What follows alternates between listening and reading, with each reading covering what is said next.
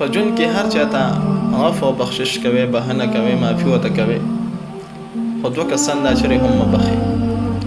یو هغه چې ستا په عزت باندې ګزار وکړي، او بل هغه چې ستا په روزګار باندې ګزار وکړي، چې د کوم ځای نه ستا نوړۍ روانه ده، ستا د بچو نوړۍ د کوم ځای نه روانه ده، او کوم انسان په هغې باندې حمله وکړي او ستا رزق بند کړي، ستا روزګار خراب کړي، دا انسان چېرې مه معاف کوئ.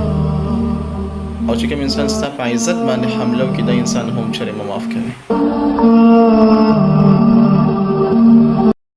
په ژوند کې هر چاته عفو او بخشش کوي، بهانه کوي، معافي ورته کوي، خو دوه کسان دا چېرې هم مه بخښئ.